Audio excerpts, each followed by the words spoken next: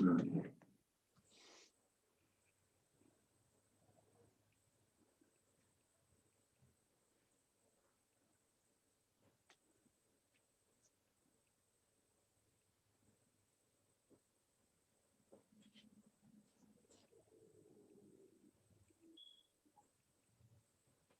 All right, all right. What a blessing it is today. What a privilege uh, to be sitting under the feet of the apostles. What a blessing. Everyone,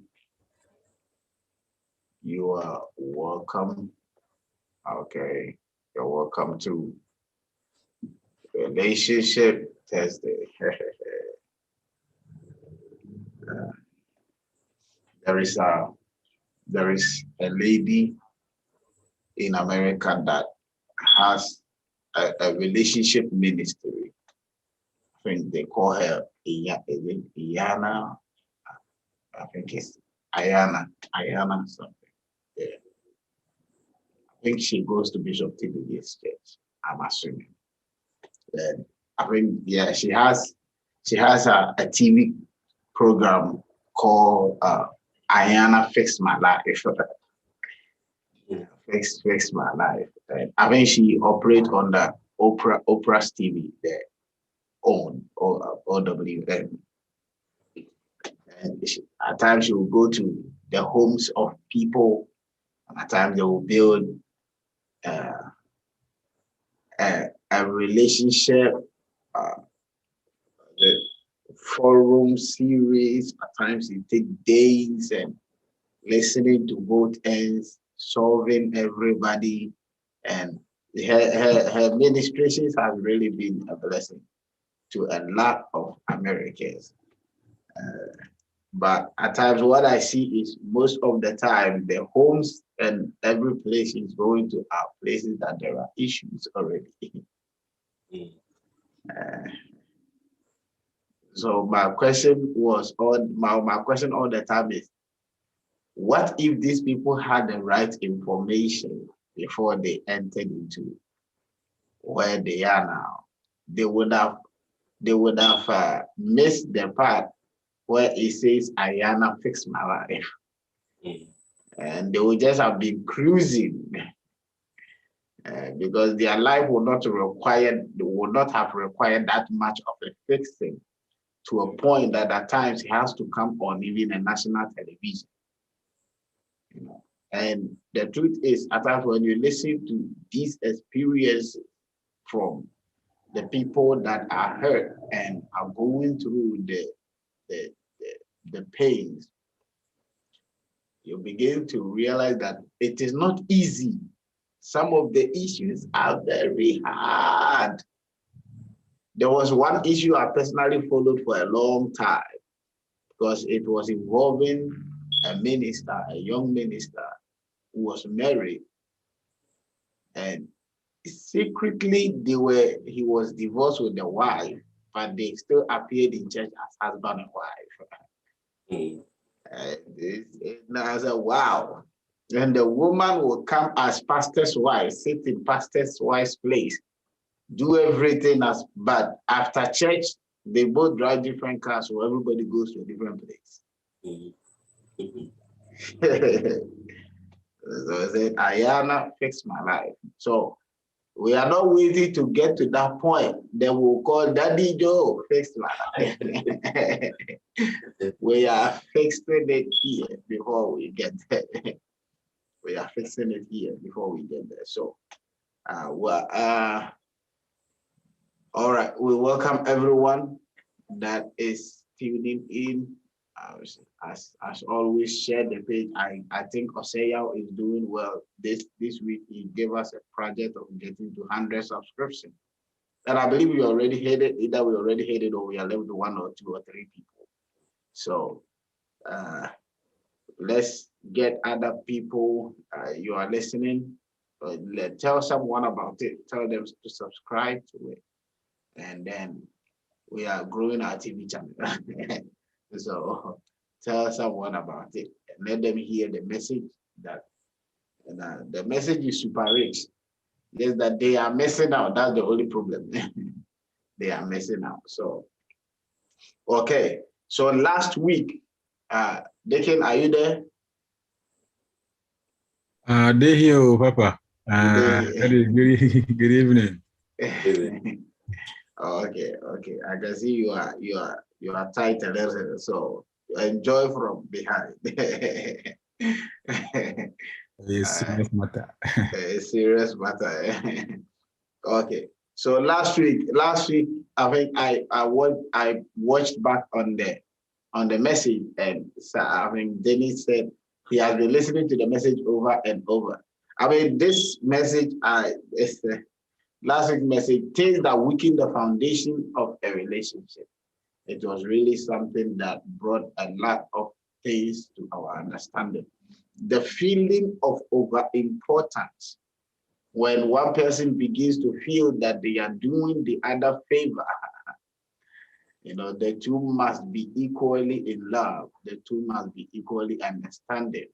There are places of knowing that a relationship is more of a partnership, the two of us coming together for a common goal, and not that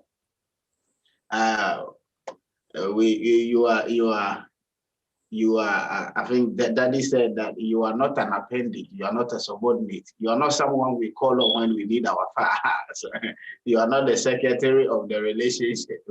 You are the wife and the husband of the relationship. So, yeah, the feeling of importance can ruin a relationship. And then the attitude of you are not my first choice. I mean, you see, there was someone I really wanted to marry you, but just that it didn't really quite work out. So I decided to settle on you. We will slap you there. Whoever you marry, that is the first choice. Whoever you marry, that is. And then the attitude of you are just an appendage. I was just talking about it. You are like more of a secretary. And then number 4, how information is handled in a relationship can affect that this information was so rich. And now there are people that before they even there are some men or women before they even got the chance to meet the person and to have a relationship with the person, they already have a notion about him. So anything he is saying, he's only seeing in the eye of that thing that they were told before they met him. And I think I've had that experience a lot. I've had that experience personally, whereby I think it was Aristo. Aristo told me of the many things he heard about me before he met me. And so when he met me, and that's why I loved Aristo more than probably anyone that I met, because irrespective of what he heard, he didn't care. You see, he didn't care. And then I think there's one lady also that I know. When she came to a house one time, she was looking at me, and the way she was looking at me, I knew she knows something about me. So later she told me, oh, I heard you are this, you are this, you are that. But then when I got close to you, I realized you are this, you are this. Well, thank God that we are still here. So how you release information to people about your immediate spouse or your partner, or what you tell the person about your family can affect her notion concerning those people. And then it will, before they even get together, the relationship is already gone. The rest of the message is on YouTube. You can get it there. I think it is still there. We can all be watching. I don't have to go through all the 13 points. It's a whole lot of information that Daddy shared. So God bless you and God bless you. All right, tonight we are here. Our Father, our mentor, and our model. You have been blessing our lives. And Daddy, no matter how many seeds we sow, it cannot really surface the kind of information you are giving us. And no matter how we are able to present ourselves. I don't think there is a generation or there is a group of young men who have been more blessed than what we are experiencing now. To be continually taught. My brother, I don't remember how many of us had the chance to say to now, even our own parents, to teach us relationships. And, the ones we saw is that they were fighting. That is the ones we saw. So, Daddy, thank you. Thank you so much. Thank you so much. Please, tonight we have come again with our hearing ears. Amen. To hear. So please bless our lives. You are welcome. Thank you very much. We thank God for another opportunity. Today is Relationship Thursday, and today we are looking at surviving changing seasons in a relationship. So how we can survive changing seasons, and I believe that everybody agrees with me that the only thing that is constant in this life is change. That this life is full of change, full of changes. That we go through a lot of changes right from the time we are born till we die. And so life itself is full of changes. And then there are seasons in life. When we talk about season, we are talking about a block of time, which is marked by a specific activity or event. That's a season. So we all know the physical seasons we have in life or in this world. And anything we are involved in, the maturity of anything at all in this life. When we say maturity, we are talking about having seen many seasons, having endured many seasons. That is what proves, or that is what constitutes maturity. So even physical maturity, if it is somebody is physically mature, the one who is older is the one who has seen more seasons than the other one. So if I'm older than you, now it shows that I've seen more changes in this life. I've seen more seasons in this life. In this life, for instance, we have a season where you are a child, a season where you are a youth, a season where you are young adults, a season where you are an adult. You know, there's a season where you are a married person, maybe a season where you may be a parent or a grandparent. All these are seasons, various seasons. Now, there are major seasons of this life, and then there are minor seasons. You know, major seasons of life, of this physical life they were living, they are age dependent. They are age dependent. Like I said, I've just enumerated some of the seasons that we go through in this life. And all these seasons, they are things that are required of us. All these seasons come with tests, they come with challenges, they come with critical needs. You know, all these seasons come with different things, and we must be able to situate our life in whatever season we are, situate our relationship in a particular season, and know how to behave, what is expected of us in various seasons.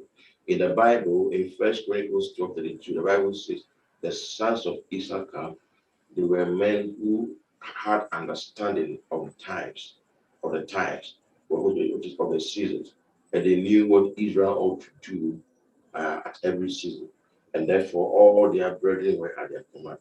It is to our advantage that we know various seasons of life and what is expected of us. One of the disadvantages, or if you say one of the deficiencies of life, is that we never fully grasp the reality of a season, sometimes until we are past that season. Yeah, so when somebody is a youth or adolescent, for instance, sometimes they never really see the coordinates.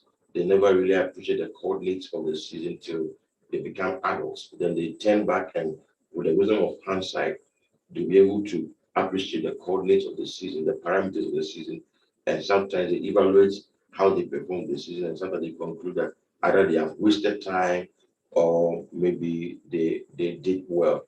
The same thing applies to the season, our adult life, and in relationship. Now, in the Bible, in Ecclesiastes chapter 3, verse 1, the Bible gives various seasons, 14 pairs of seasons, 14 pairs of actions that are required, that are tied to certain seasons.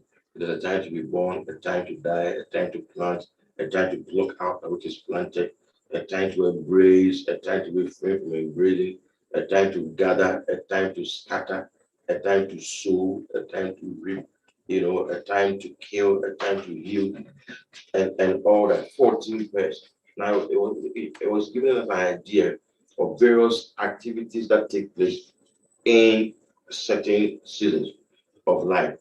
Now there are also some seasons that are cyclical. They are cyclical, and you'll find yourself going through these cycles all your life, all your life. And I just want to use Genesis 8:22, and then we'll learn something from Genesis 8:22.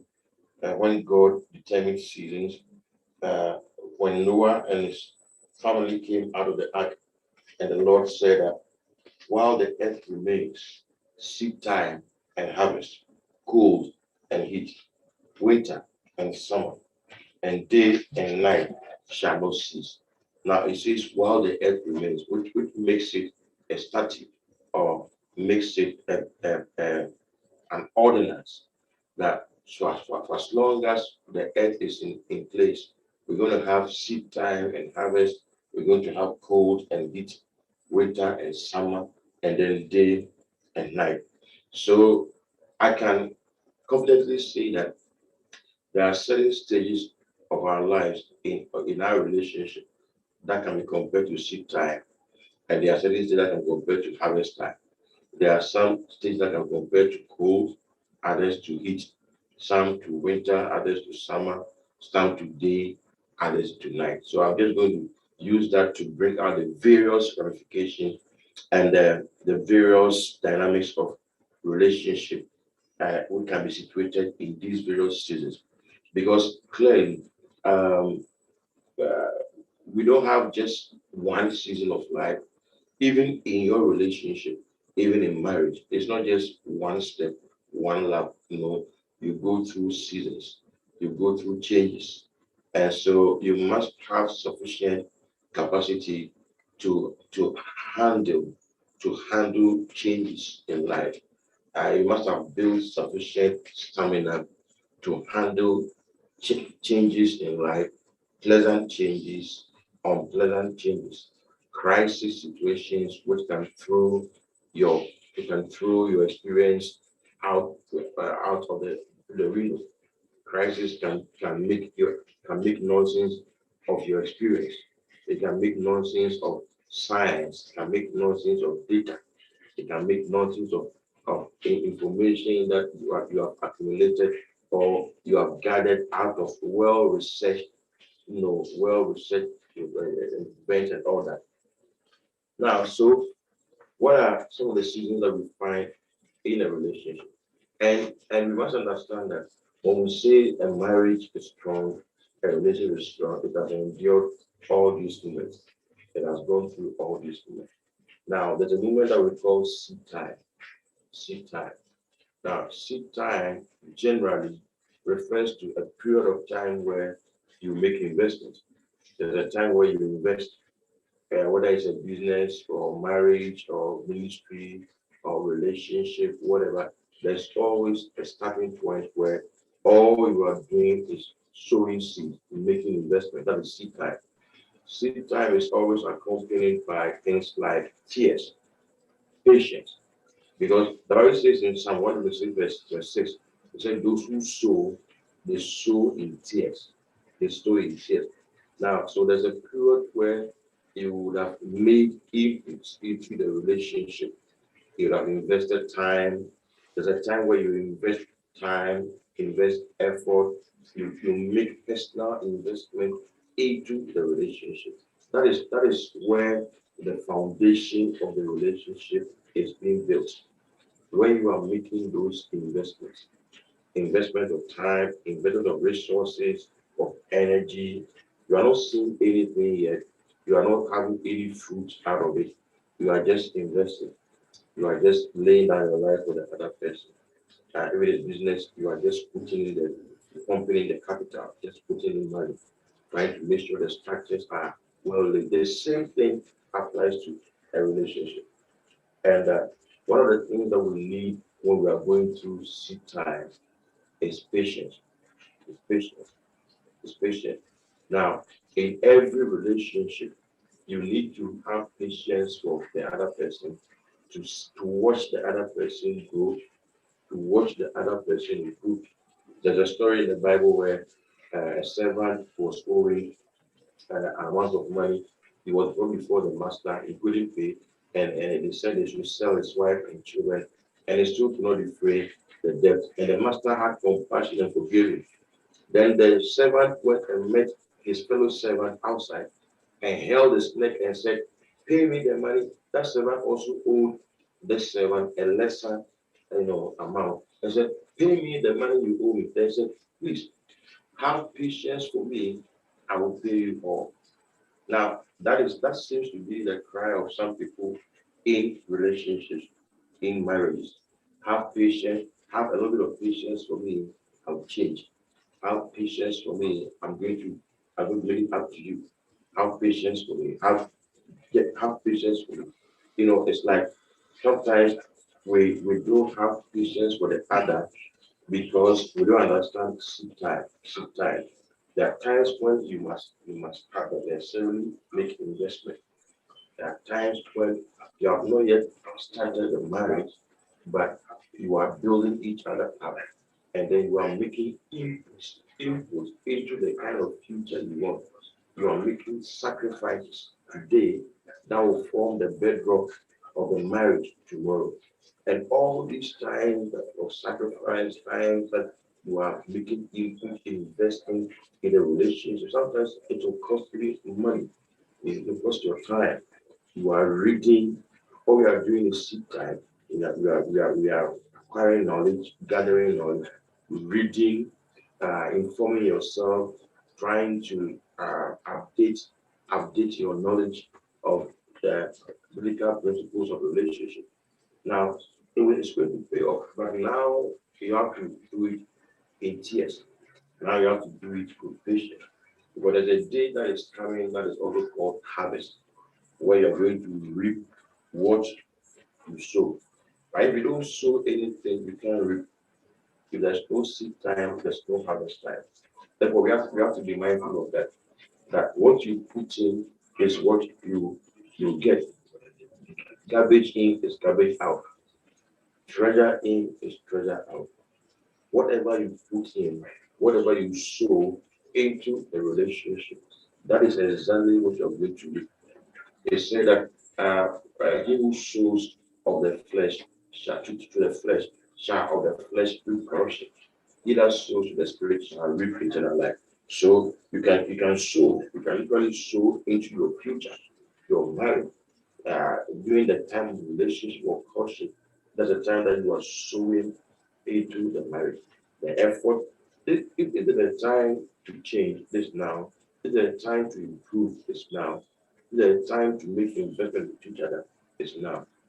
As soon as you start the married life, you have started the real game, and you may not have time. Some people skip this aspect and then they do on the job training. So as they are married, that's when they are even learning, reading about relationships, learning how to live with a man, how to live with a woman. Now, you did not take advantage of the seed time. The seed time is a time that you are not yet in a marriage. Now, there's also the harvest time where you will reap the fruit of what you sow. Now, it goes on to say that cold and heat, cold and heat. Let's read Ecclesiastes chapter 4, verse 9. It says, two are better than one because they have a good reward for their labor. If they fall, one will lift up his companion. But woe to him who is alone when he falls, for he has no one to help him up. Again, if two lie down together, they will keep warm. How can one be warm alone? Though one will go by another, two can withstand, and the three will fall is not to take it with it. Now, he's saying that when two come together, two lie together, heat warmth is generated. So, and then cold is when they are not together. Okay. So, generally, there's a season of coolness. There's a season of coldness. There's a season of heat where you enjoy companionship. There's a season where you endure loneliness. All these are seasons. Seasons where you enjoy companionship. Seasons where you enjoy loneliness. So now I tell people that you must prepare your mind that in a marriage you are going to be coming across various seasons. There are seasons where in a marriage all that you need to do is to put in. There are seasons where you have to you enjoy the companionship, the friendship. There are seasons where you endure silence, you endure loneliness. And we have to program our minds that life is not just one step, not just one rosy step. The married life is not one rosy, road or journey. It is full of certain things, uncertainties. Life in general is full of uncertainties. Now, those who are going to do well are those who have been programmed, those who have been informed, programmed with information, informed to know that this is what they have to expect. Those are the people, who are going to endure those things. When it is cool, when the weather is cool, there's a season where in a relationship you can experience moments, tense moments, cool moments. How do you handle such season? Are you prepared for such season? There's a season where it's all full of laughter, all full of joy. There are seasons where you are not yourself. Seasons where maybe your partner is not for yourself. Seasons where there are tense moments, cold moments, where you endure loneliness. How do you handle such seasons? And so you see that many people just take off and they just think that, oh, just as we see on the outside, see on the TV, in the movies, that is exactly how the marriage is going to be.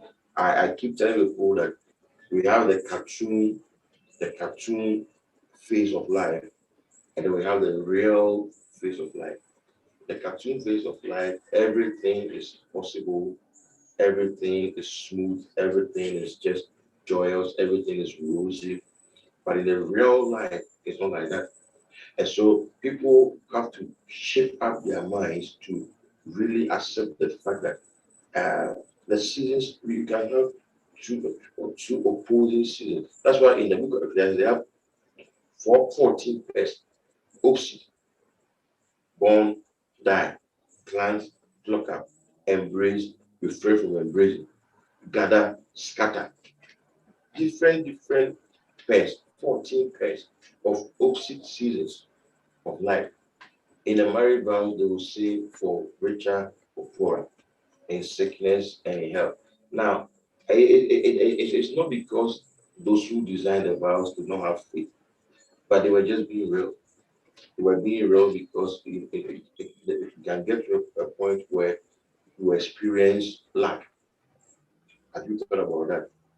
It may be your cold moments where you are going through adjustments in life.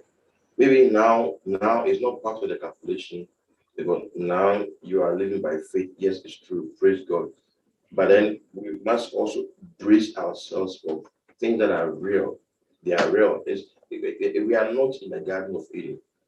There are times when maybe sickness will come. I mean, God forbid, we pray against that and all that. What about if? The thing is, if. What about if it comes?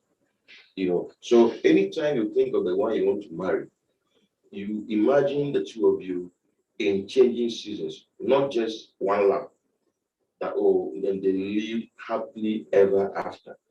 That is the cartoon side of life, where everything is fast. Everything is fast, no process, no adjustments, no heads, just one step, bam, and then you are in paradise. That I tell people that, even the Garden of Eden needed to be kept. God will never give you any finished product. So we must arm ourselves with the fact that the real issues of life, when they start rearing their heads, we need to be prepared for real issues of life. And they will always revolve around changes. Some of the changes are sharp, some of them are gentle steps, some of them are sharp, some of the changes are impromptu, some of them are unexpected, some of them are crisis situations. All these situations, they come together to mature you in life, mature you in the marriage, mature you in the business, in the ministry. Now, if even in ministry you go through different situations, the same thing as marriage. Remember, marriage is also a ministry. So that ministry called marriage will also go through different situations. When we say mature love, it is not cartoon love. Cartoon love is love that is based on sensationalism. Based on sentimentality, maybe based on feelings, based on having nice thoughts about each other. Now that is good. That is good. But that is not all there is to love. That is the cartoon aspect of love. I see that sometimes I always say that once you get married, if you and whenever you think about marriage, think of two people in a lift, in an enclosed area like a lift, and then on a very long journey. That is a picture, the real picture of the marriage journey. Because you are going to be with each other for life. And life is long. And you will be with each other in that close relationship, that enclosed area, the lift. That is so is I mean the space you don't have the luxury of space to the extent that if you stretch your hand, you're going to touch the other person. If you want to run, you will run into the other person. And so if you are on a lift together and you are on a very long journey, what do? You will learn to live with each other. Sometimes you will need to change positions just for you to freshen up. Because maybe you are here and the person is here, you are in the lift. You need to learn how to make the best out of the same enclosed environment, the same environment that you are in. It's like you are caught up in the same environment. Now, if you don't come up with creative ideas as to how you can enjoy that same environment, you cannot how you can never get used to that environment, how you must not be bored in that environment, how you can spice out that environment, how you can even effect changes in the environment, the same environment. It's like a pastor and a congregation. The same people you see, the same faces you see every Sunday. If you are not graced to become a pastor, you run away.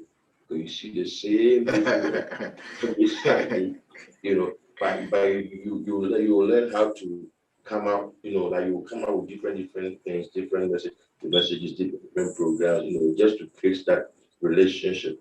Otherwise, we'll just get used to one another and then we'll be the same people every day, and that will be disgusting. That will be wrong. So then there are times when obviously you are enjoying the companionship. For instance, when I talk about companionship, when I talk about love, affection, and all that, we must remember that the feelings of love or the feeling of love, that feeling is real. There's a real feeling called love. There's a real love is not only a nature, love is also physical, love is also emotional. David describing his love for God, he said, "My flesh yearns for you, my soul longs for you, and my flesh yearns for you in a dry and weary land where there's no water." So there's an emotional aspect of love. It's like if anyone tells you, "Oh, love is not about emotion," it's not true. It's not wholly true. Love is also about emotions. That emotion, that feeling of love has a very short lifespan, very, very short lifespan. And in most cases, when people come together in, let's say, marriage, usually after some time, that feeling will dry up. It will dry up. And if you don't know and you don't understand, you may think that you have changed or your partner has changed. No, you have just entered another season. It's like driving a car. You shift to the first year. The first year doesn't last that long. So as you take off the first year, for some time you must change to the second year. Because the first year doesn't last long. It's not supposed to take you on a long, stretch. You must change quickly to second year. It's the same thing. So the moment you get married, and after all the honeymoon experience and all that, you see that this feeling will dry up. And many people at that point, they see they have not been prepared for that. I mean, what lies ahead of that season. Well, that season was just short-lived, but they're not prepared for. They didn't know that after that season, you must intentionally create it. Yeah, those feelings, if you want them, then you must create them.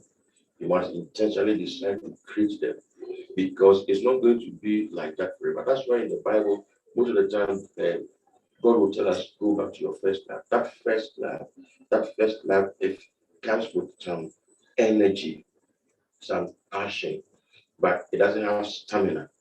When we become born again, when we become born again, for instance, the moment you become born again, you are so passionate, you are so committed to the agape love. It's like new wine. You are inundated. It's like you are drunk with new wine, and you are all over the place. You want people to know you love the Lord and all that.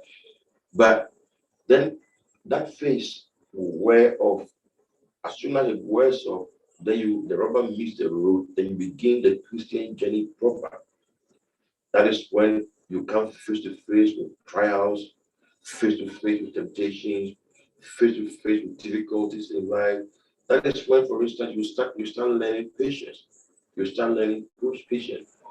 So we need to understand the shift. That sometimes the shift for some people can be so dramatic because they were not prepared. But for some people, it will be a smooth transition because they were prepared. Many people have issues in their marriages the first few months or years, simply because of a lack of understanding of this fact. So they saw each other, they were happy with each other, they got married, they enjoyed that feelings of love, during their relationship courtship period, they were enjoying that feeling of love. Then they got married. Then when they got married, another season took over. Cold season took over or started. And then they realized that you will necessarily have to generate those feelings. They are not automatic anymore. The trial version, you have outlived the trial version. Now you have to buy. The oil, original initial oil has now run out.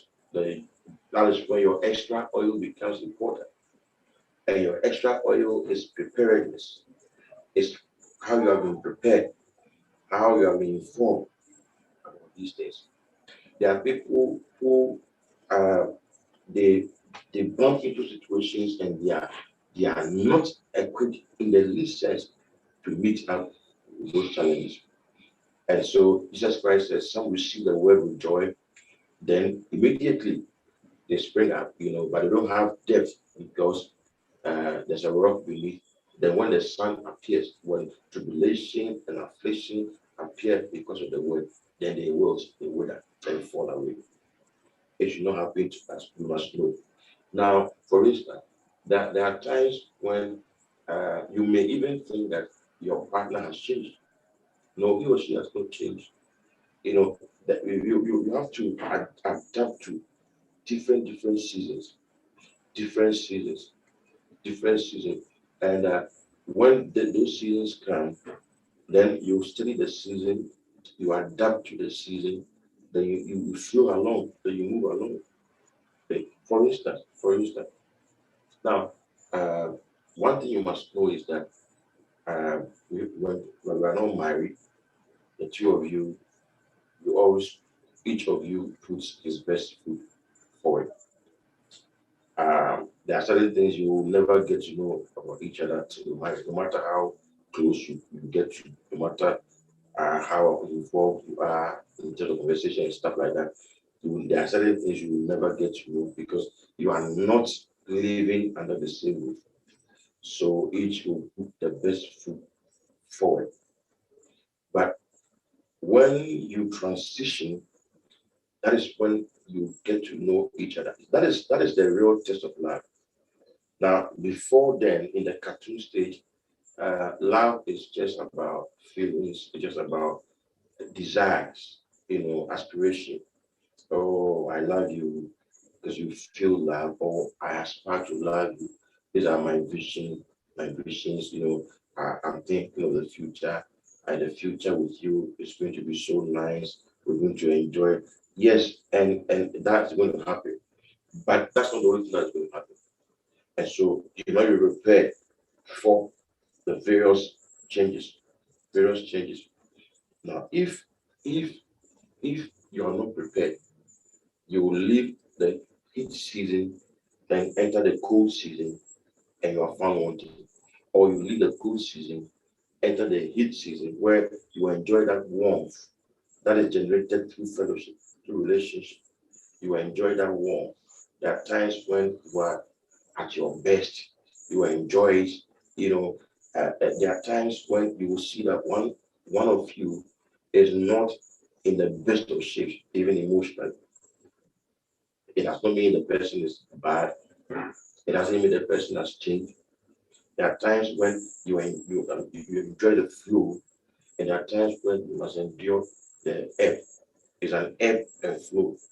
So you enjoy the flow, you endure the ebb, and then life moves on. If you are not prepared to embrace this, then you must be prepared for a long, frustrating journey, unless you have this information. Or it's not going to be like this. Okay, what about if we get married? Now maybe you are thinking that, well, we're going to get married, and then I'm going to get to spend all day with you. We're going to get to spend the time together. But circumstances of life can happen. It can happen that even when you get married, you'll not be spending as much time as you want together. It could be as a result of work, as a result of school, as a result of ministry, as a result of many other things. So you must also look at that side. Paul said, I've learned both to abase and to abound. So there are times when you abound, when he has money. There are times when you abound, there are times when you abase. There are many people who think that, oh, just as we are doing when we're in courtship, we are moving from restaurant to restaurant, moving place to place, going for tour, sightseeing. It is going to continue when we're married. It may continue, it may not continue. It may continue, it may not continue. Remember, there's a point where when you are not the one spending the money, you can choose to do anything. As soon as you are the one spending the money, as soon as you are responsible for your own life and you have to spend money, then you start thinking about many things. When you are spending on somebody's pocket, you spend from left to right. You are spending from your pocket. You spend from right to left. You know, when you go to the restaurant, they'll give you the menu. Then the prices are usually on the right. Then the dishes, the food, they are on the left. Now, when you are spending from somebody's pocket, you start from the left. Say, oh, this is the food I want. Then you trace to see the price. You buy the food before the price. When you're spending from your own pocket, you look at what you have in your pocket. It's 10 cedis, $10. Then, okay, what can $10 or 10 cedis buy? So you look at the price list. So, okay, this is 10 cedis. Or you can only buy maybe Gary and beans. Okay, then you take it like that. So you see that even so there's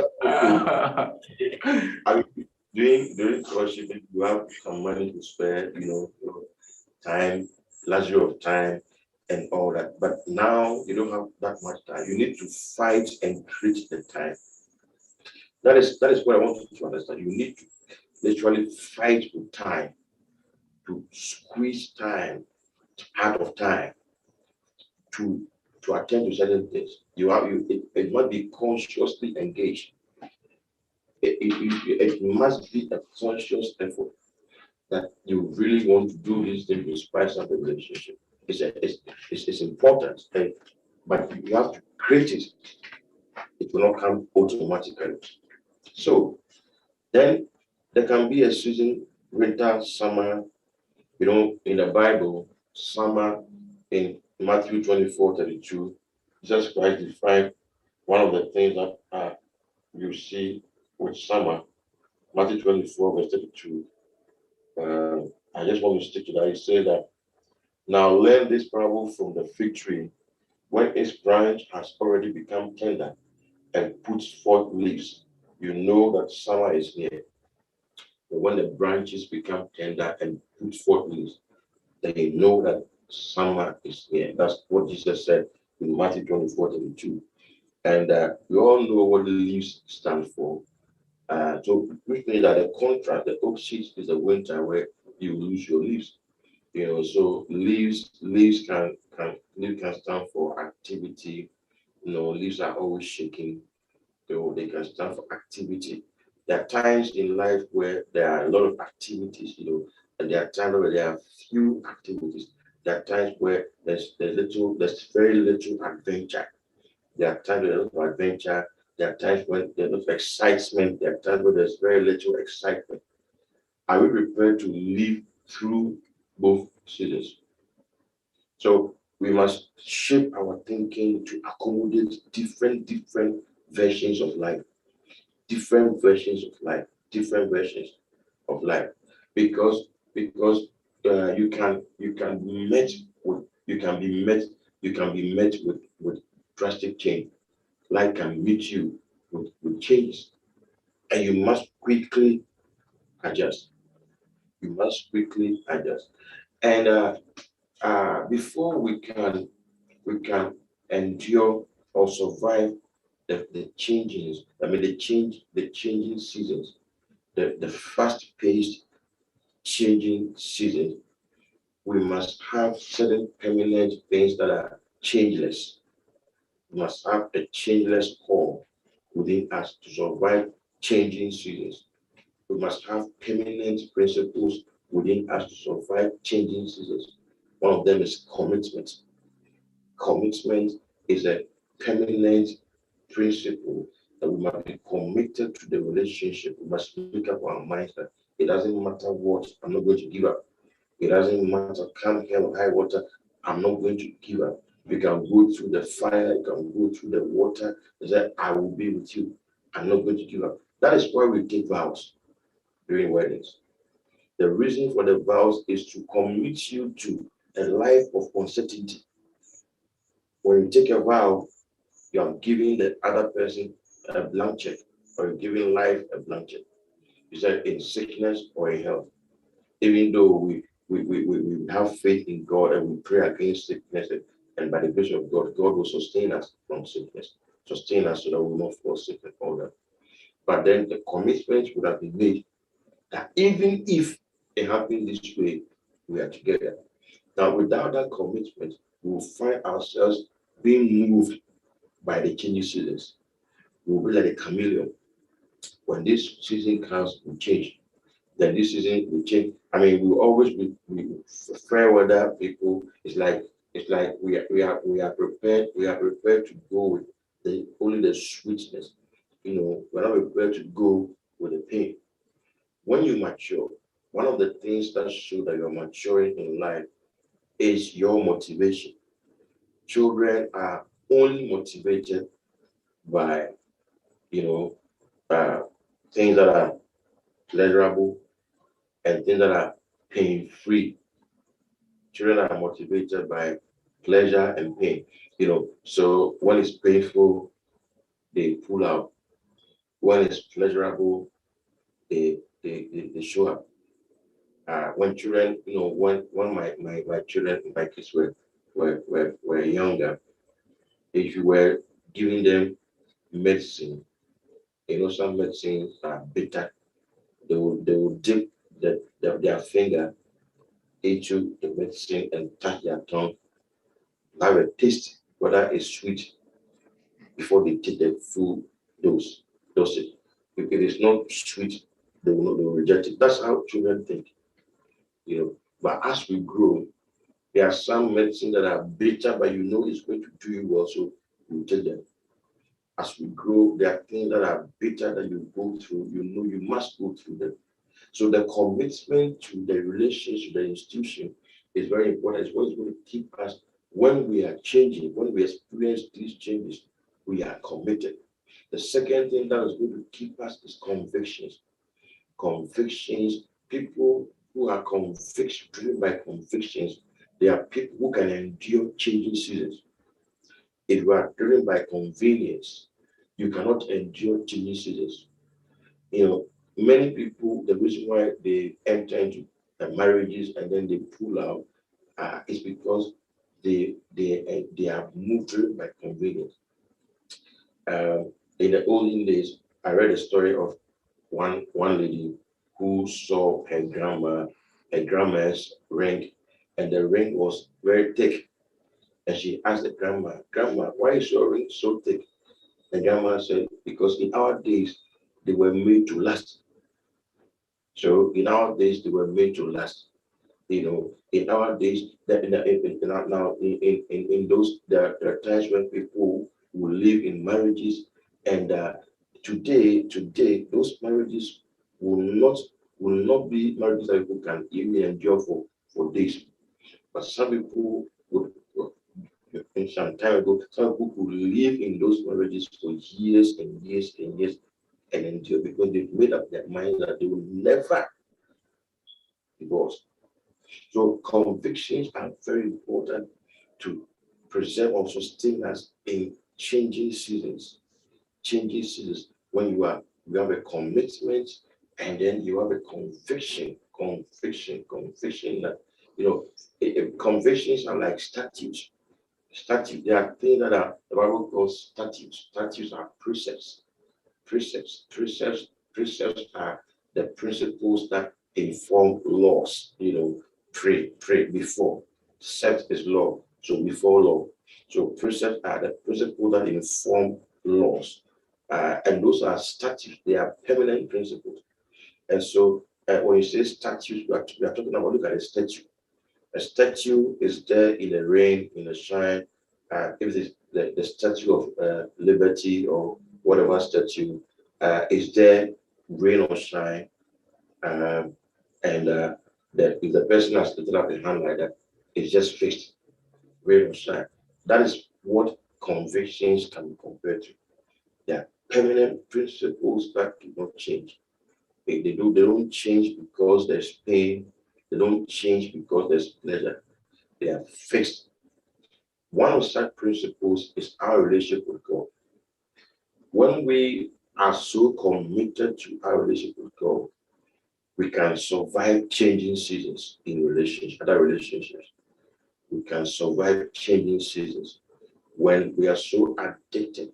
See, our relationship with God should be not only be a commitment, a conviction, it should be an addiction. an addiction. An addiction is a relationship that goes beyond reason. You know, somebody has a relationship with a bottle of alcohol, and the alcohol is destroying the person, but the person is still relating with the alcohol. That relationship has gone beyond logic and reason. It's now an addiction. Now, our relationship with God must also be an addiction. Apart from the conviction, the commitment, it must be an addiction. It has gone beyond logic and reason. So Job will say, though he slay me, yet will I trust him. That is not a conviction, that is an addiction. He's helplessly dependent, addicted to him. Now, when we have these things, then we can survive changing seasons. Because believe you me, the changes will come, the seasons will change, favorable seasons, unfavorable seasons. But, you know, sometimes the weather is so great, like this morning, the weather was okay, you know, where we are, the weather was very okay. Sometimes the weather is not friendly at all, sometimes the weather is hostile. Such is life, and such is life, such is marriage. The changing patterns, changing weather patterns. And somebody said that if you don't like the weather, just stay put. It's going to change. So how we handle these changes are the thing that I've just said. You know, our convictions, our commitments, and our addiction to God. They will help us handle this season, this changing season. Now there's a season the Bible calls night. Another season the Bible calls day and night. Now the night seasons are one of the most crucial seasons ever. Night seasons, because night seasons, they are seasons of darkness. They are seasons where you don't see your way clearly. There are seasons of confusion, seasons of weakness. See, in every endeavor, you have a night season where you don't see your way clearly, where you are clearly confused. You are confused, you don't know, you have lost your bearings. You know, now when you go through such seasons, how do you endure? How do you endure night seasons? Even Jesus Christ, there was a season of his life called a night time. He said, why have you come to arrest me with clouds and swords? When I was with you daily in the temple, you did not lay hands on me. He said, for this is the hour and the power of darkness. Now, when he got to the hour and the power of darkness, he was vulnerable. There's a man who could slip through their fingers and disappear. There's a man who could disappear, literally. But in the night season, he was vulnerable, he was weak. They arrested him. That was the reason why the disciples fled. Because they saw clearly that their lives were in danger. Because our hero, who we knew could disappear and appear, has now been caught. Because he was in his night season, he was powerless, he was vulnerable. There are seasons where you meet things you can't control. In this life, there are seasons where you will meet the uncontrollables of life. Now, those seasons, you must still be committed to the marriage relationship. The uncontrollables in life, there are things that are uncontrollable. You can't control. See, when we are young and we are starting, we have some delusions in life. Number one, we believe that we must know everything. That is when we are still young. We believe that we can do all things, of course, through Christ who strengthens us. That also. But when you are young, you believe you can do all things. When you are young, you believe you can control everything. You know, you can believe you can control everything. You believe you can understand everything. When you grow, then you know you don't know everything. You know you can't control everything. You know you can't understand everything. You can't understand everything. You can't control everything. You can't do everything. And the reality will dawn on you in your night seasons.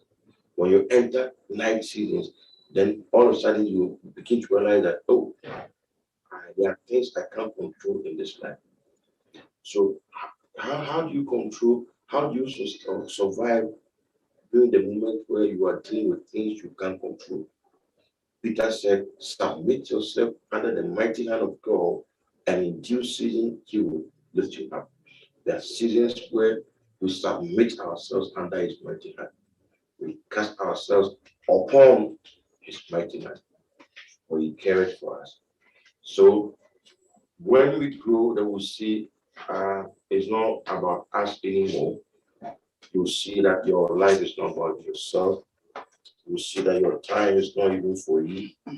You will see that you don't have the agenda of your own, driven by forces of this life, demands that are made on you by eternity, by destiny, by the essentials of this life, by the marriage institution itself, whatever, by job, work, whatever, all those things will place demands on you. And then you will see that even your very life is not in your hands. You will see that even your time is not for you. You will see that even the things that you have planned to do, if God has not shown mercy, you can't do it. So we need to ask ourselves, when you go through night seasons, dark moments, what you have to rely on is what God has spoken to you, is the pictures God has given you. Peter said that we have a more sword of prophecy, which we do well to heed unto, as a lamp that shines through the darkness till the day dawns and the morning star arises in our hearts. So till the day dawns and the morning star arises, what's going to keep us is a lamp. The lamp, the hidden knowledge, the prophecy, the revelation, the personal knowledge, the accurate personal knowledge, subjective knowledge of the Lord. That is very, very important. That is why I tell people that don't separate spiritual growth from marriage. Don't think the two are different. No, they are the same side. I mean, two different sides of the same coin. Your rate of spiritual growth will impact on your marriage.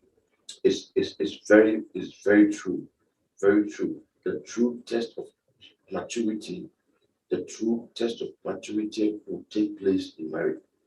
Marriage is a crucible that refines, that reveals, that repairs. So it's a crucible. When you are taking through that crucible, number one, things are going to be revealed. If your maturity level has not gotten to a certain point, it is a marriage relationship that will fast reveal it.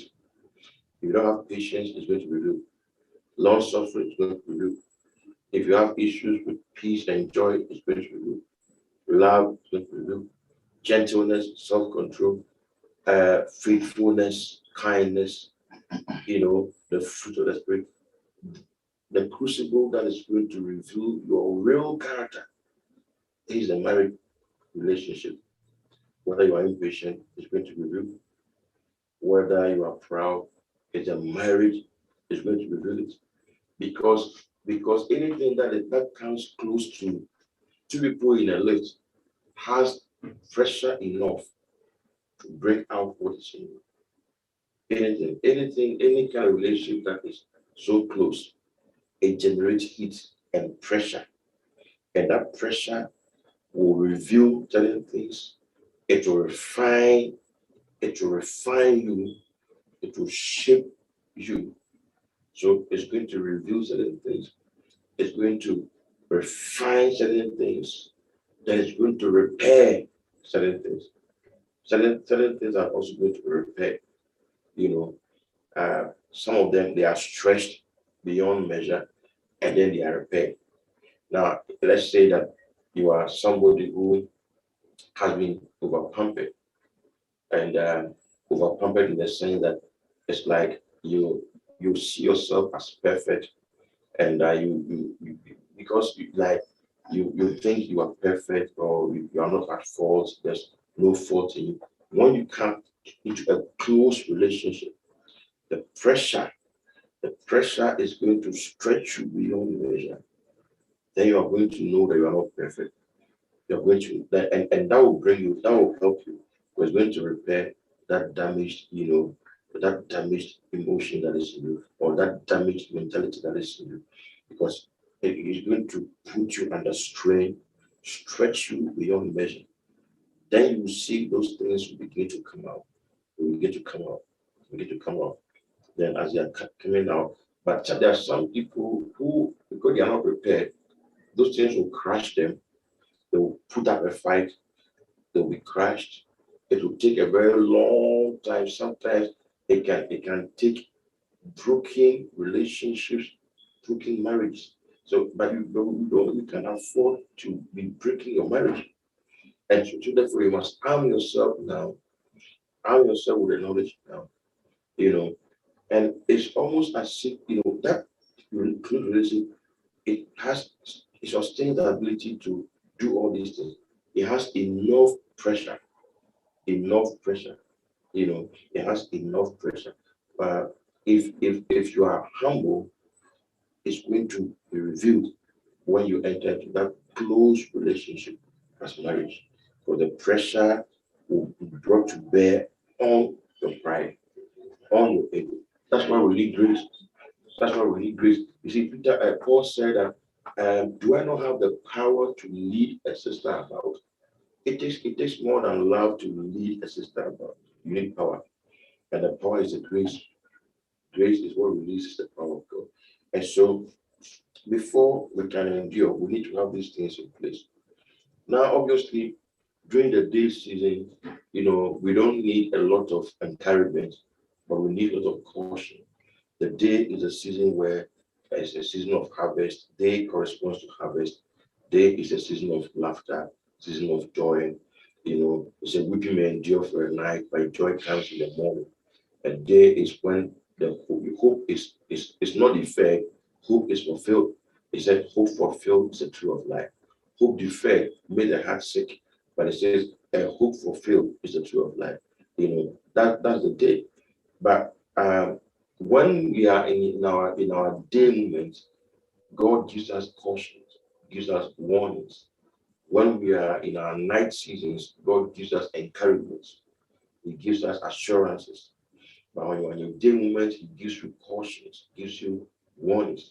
He told the Israelites, he said that be careful when you go to the promised land, when you are inheriting houses you did not build, vineyards you did not plant, when you are inheriting things you did not do. Be careful lest you forget that it's the Lord your God who gives you the power to create wealth. Now, in pleasurable moments, we can easily forget. We can forget the moments where things are moving on well, we can forget ourselves. There are some people who labor together in the time of seed time. In seed time, they labor together in seed time. When it is in the night season, when it was day, then problem came.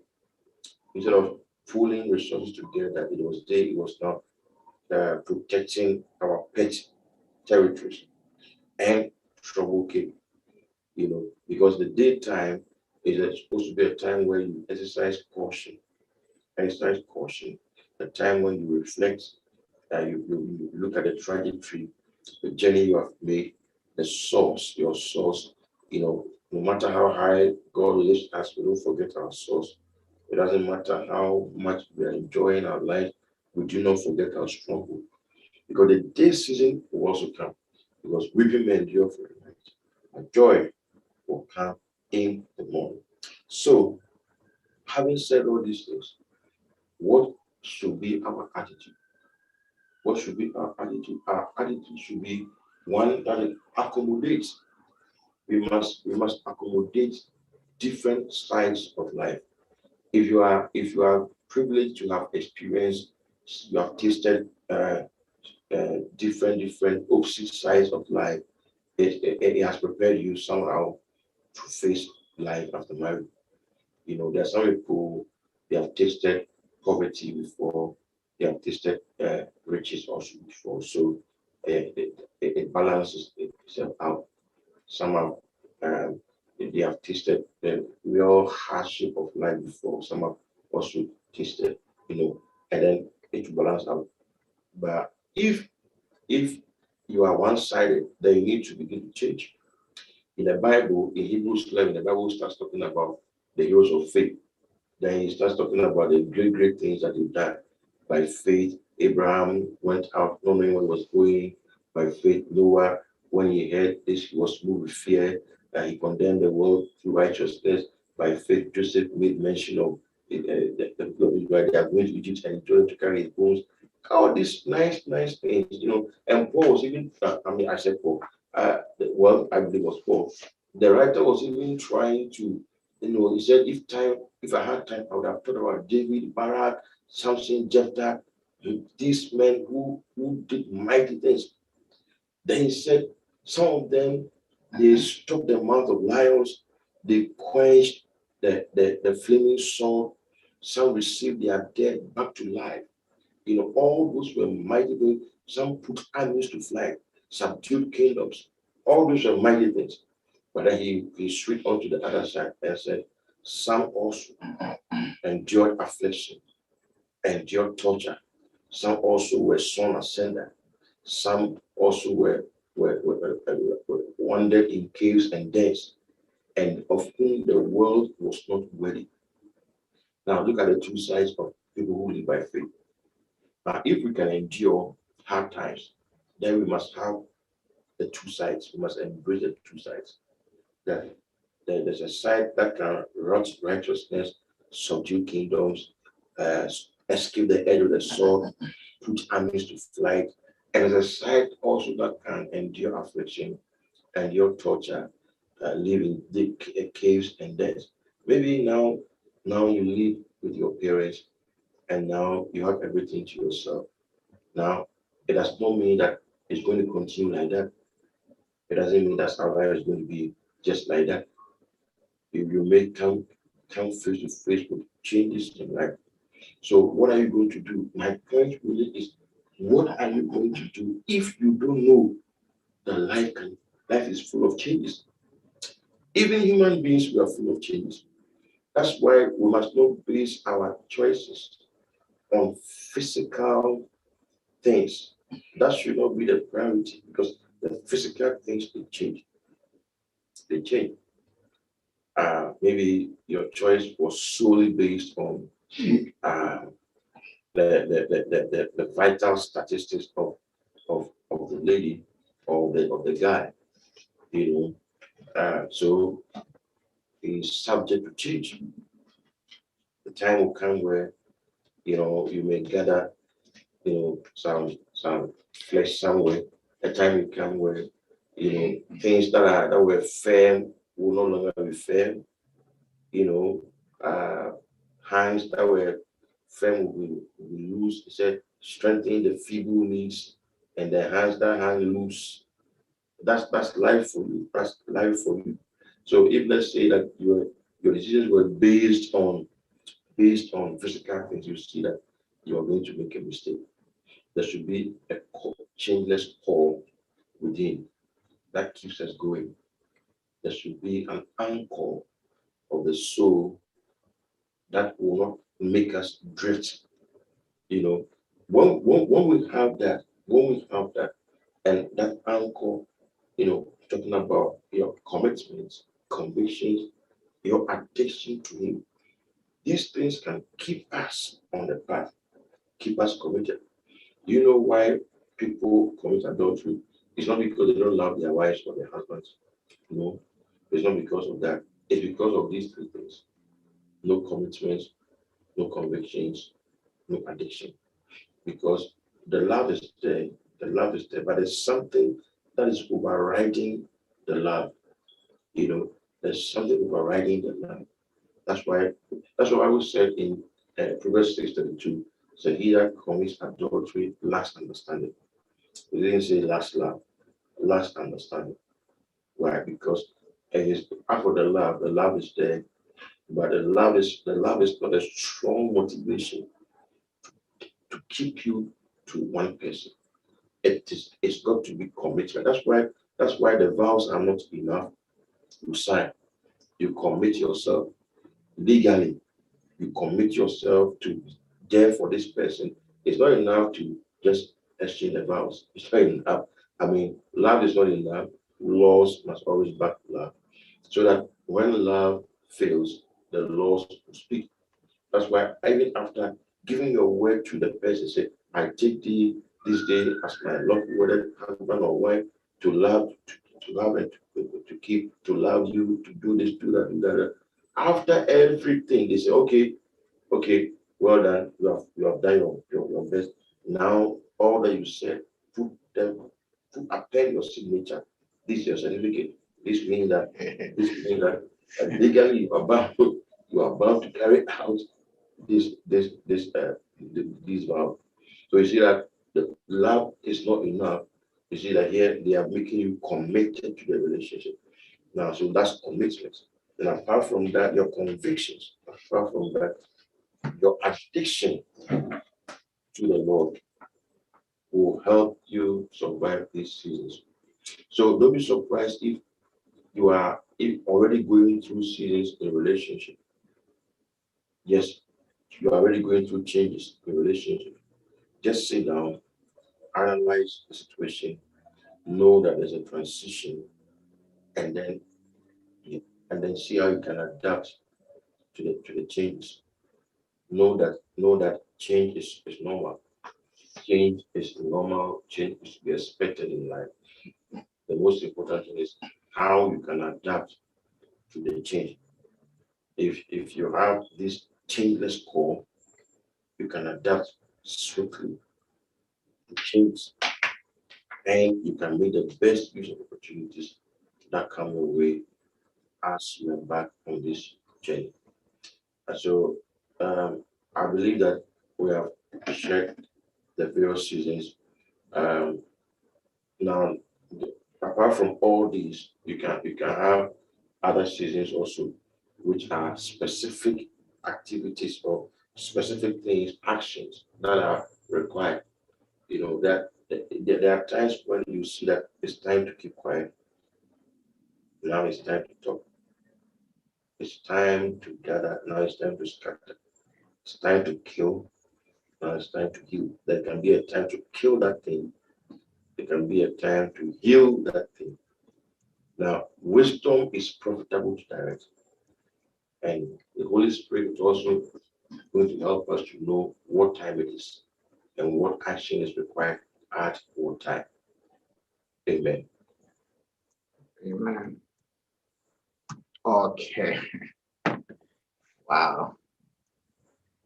The seasons and the times. Okay. Deacon, are you there? Before Deacon comes in. I did hear battalions and I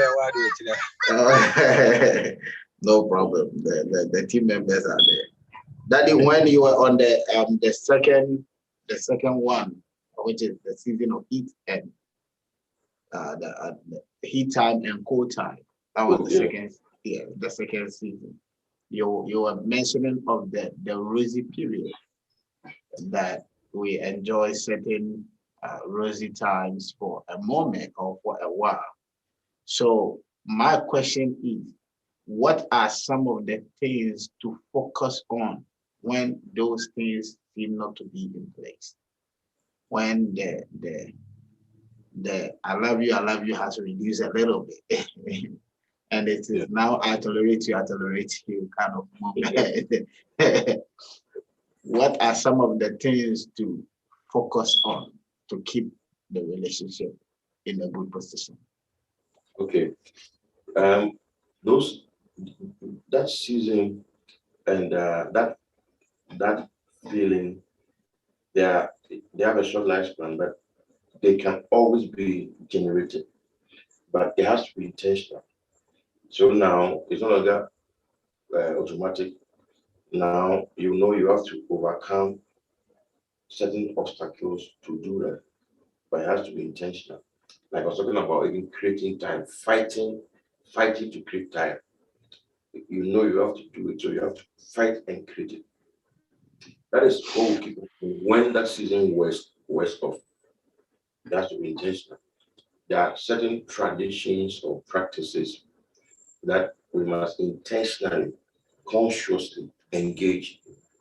You know, the things that we used to do that were fueled by the initial first love, those very actions, you know, the first love produced first works. He said, remember your first love and go back to your first works. Unless I'll come and take your lampstand. So when the first love wears off, we must go back to the works, the first works, and we must start doing them intentionally just to generate the first love.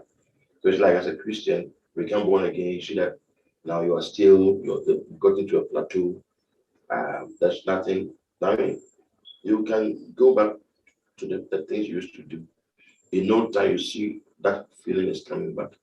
So that's how we keep the freshness, even when we pass that stage.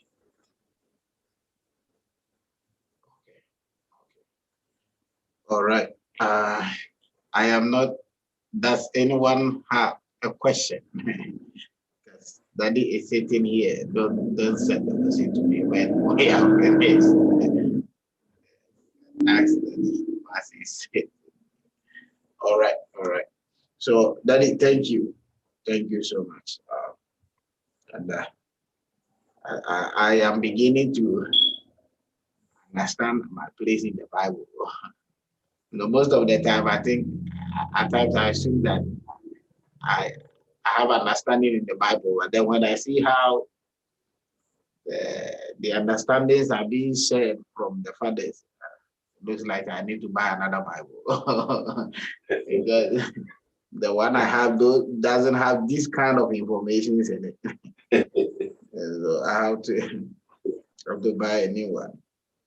The seasons.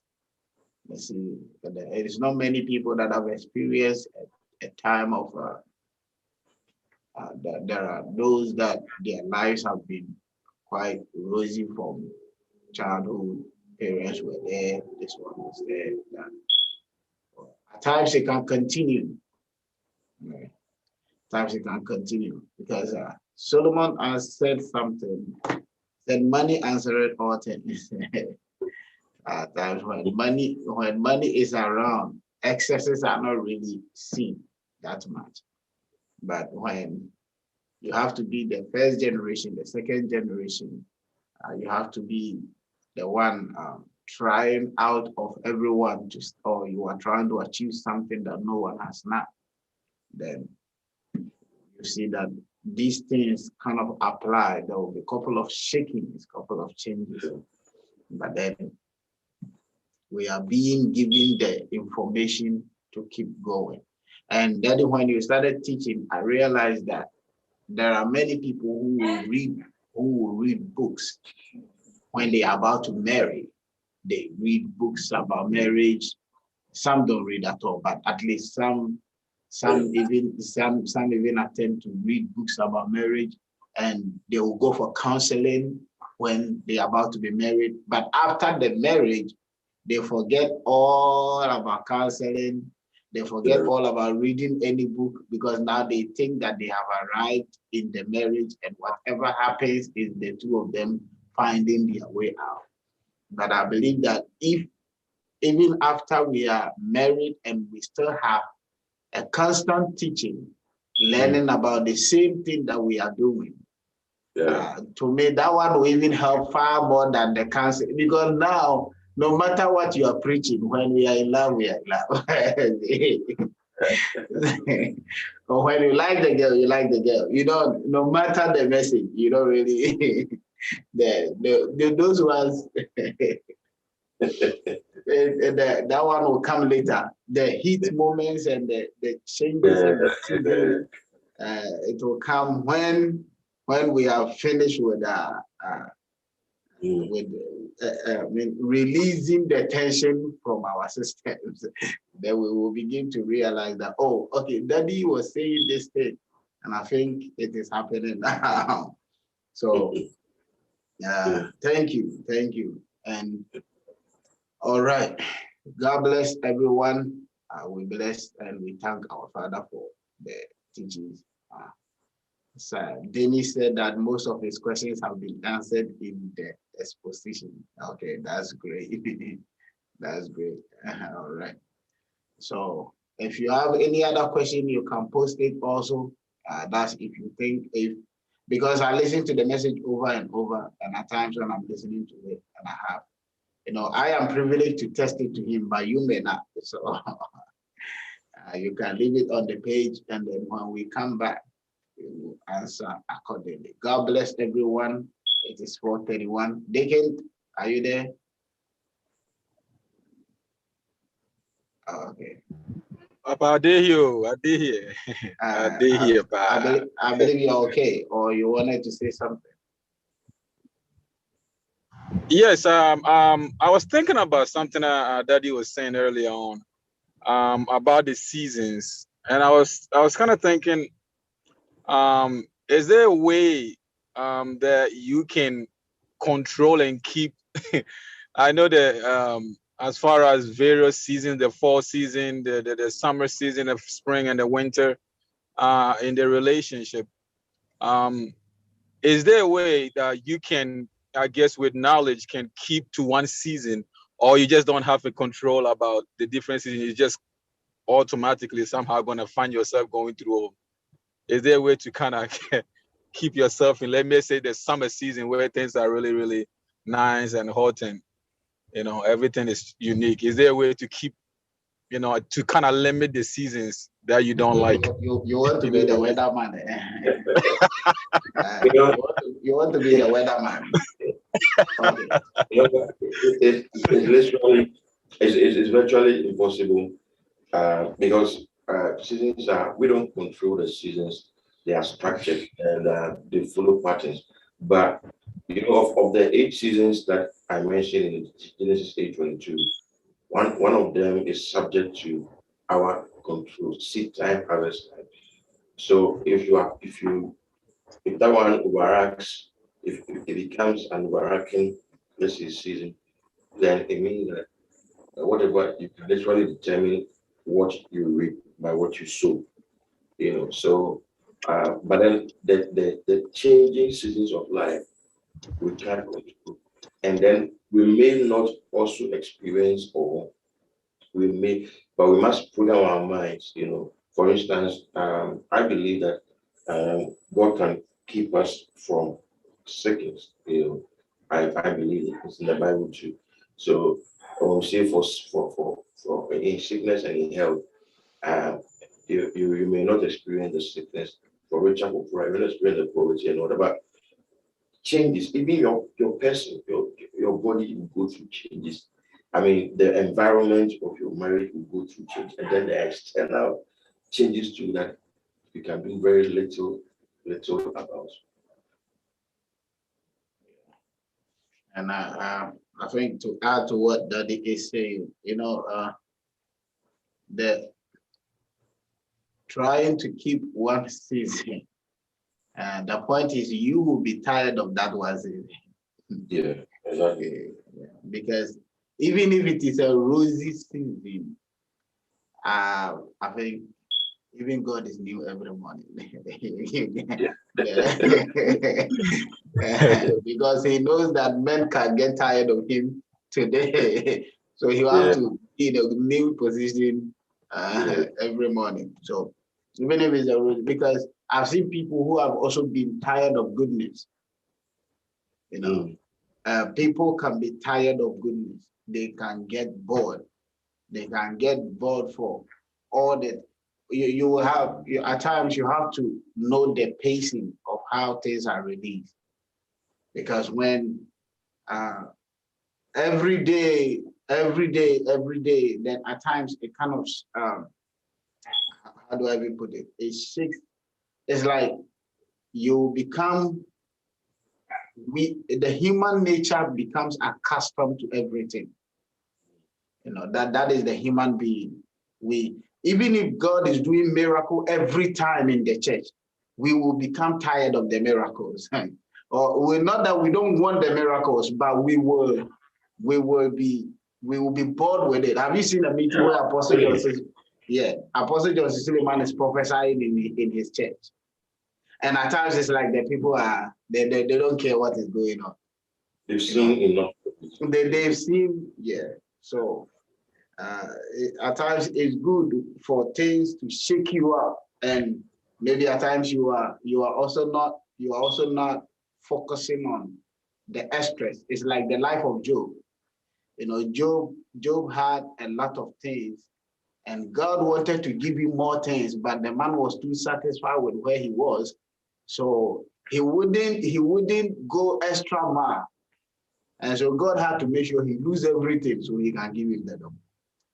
Yeah. So it's very interesting, because the reason I'm asking that there are some people, especially people who are not in a relationship yet, as far as like a marriage relationship, who may be planning and so many things. They have this idea that everything is gonna be just perfect, and we're gonna have a house on the hill, we're gonna have a pool, we're gonna have the perfect. It's kind of like this, the happy bunch, kind of Brady Bunch kind of family, and they only prepare for that kind of season, and when they get they get faced with reality, they don't have a clue how to face that one. So they are totally just unreliable as to what to go. I like something that I was listening to Papa Miles Monroe, and he was saying, he said, time and change will come, and they will change you whether you like it or not. The only thing you can do is prepare. The only thing you can do is prepare. You can't do anything about it. Yeah. And so I just kind of want to ask, so that people who are about to get there, or some people may even still get there, and they are wondering, well, why is the marriage thing not, doing this and that? I thought it was supposed to be this, and it's like, nah, you are living reality. Welcome from cartoon world. Welcome to reality. So thank you so much. And I think that was what Daddy was alluding to. He said that to survive changing seasons, you must have certain unchanging characters in you. There must be a root cause, certain values that are unshakable, unchangeable. And he mentioned something. Some people have this core within them that no matter what, we are not divorcing. And that kind of roots itself in the core of the relationship. All right. We will be here forever if we keep talking. So God bless everyone. God willing, Monday we will be back with Ministry Monday. And share the page with someone and ask them to subscribe. I think I have about almost 5,000 Facebook followers. So I don't know why we don't have more than 1,000 subscribers here. We will begin to do all of that. And I believe Osaya has been doing a great job with the designing and everything he's doing around the page. God bless all these guys in Portugal, and then Samuel back there. We will continue, God willing, Monday. God bless everyone. Amen. And as I was saying, if they are being vaccinated, you get to your turn and you feel like it, go get it. If you don't feel like it, pay later. God bless you.